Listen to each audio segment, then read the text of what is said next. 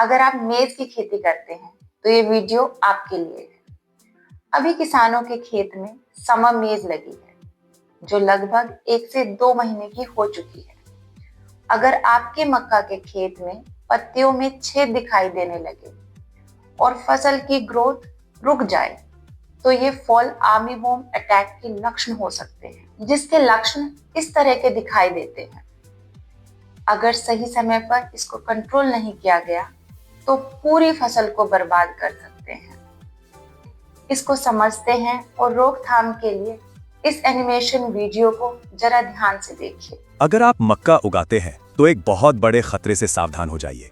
जरा सोचिए, लहलहाता खेत और फिर अचानक पूरी की पूरी फसल तबाह। और इसका जिम्मेदार है फॉल आर्मीवर्म। और अगर इसे टाइम पे नहीं रोका तो ये पूरी फसल को चट कर सकता है। तो इसे रोकेंगे कैसे? सबसे पहले दुश्मन को पहचानना जरूरी है। इसके 3 पक्के संकेत हैं: पत्तियों पर छेद, फनल में सूंडी और अंदर उसका काला मल। अगर ये निशानियां दिखें तो मतलब साफ है, हमला हो चुका है। पर असल बात जानते हैं क्या है? समस्या कीड़ा नहीं, समस्या है देरी से एक्शन लेना। अक्सर किसान भाई स्प्रे करने में बहुत देर कर देते हैं और जब तक वो स्प्रे करते हैं नुकसान हो चुका होता है। यहाँ टाइमिंग ही सब कुछ है।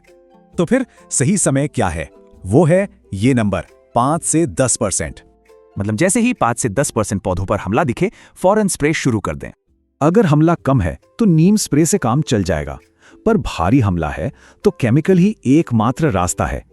तो भारी हमले के लिए एक्शन प्लान क्या है? पहला स्प्रे होगा कोराजन का। कोराजन की डोज होगी 0.4 ml प्रति लीटर पानी और इमामेक्टिन बेंजोएट की 0.4 ग्राम प्रति लीटर। अब आते हैं सबसे बड़ी गलती पर जो अक्सर लोग करते हैं, सिर्फ पत्तों पर स्प्रे करना। देखिए, पत्तों के ऊपर स्प्रे करना बिल्कुल गलत है। स्प्रे हमेशा सीधे फनल के अंदर जाना चाहिए। इस बात को गांठ बांध लीजिए, दवाई हमेशा पौधे के फनल यानी गोब के अंदर ही जानी चाहिए। तो बस एक बात याद रखिए, सही समय पर सही फैसला और फसल पर होगा पूरा कंट्रोल। फसल का भविष्य सही एक्शन पर निर्भर करता है।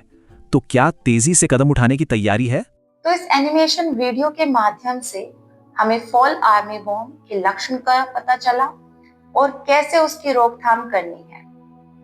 किसान एक बात का ध्यान जरूर रखे, दवाई सही समय पर सही तरीके से और बदल कर डालें, जैसे कि पहले कोराजन और फिर अगर जरूरत पड़े तो इमामेक्टिन का स्प्रे करें। ऐसा करने से कीड़े में प्रतिरोधक क्षमता का विकास नहीं होगा और रोकथाम अच्छे से होगी। कमेंट करके बताइए आपको ये जानकारी कैसी लगी और कृषि धवल चैनल को सब्सक्राइब कीजिए।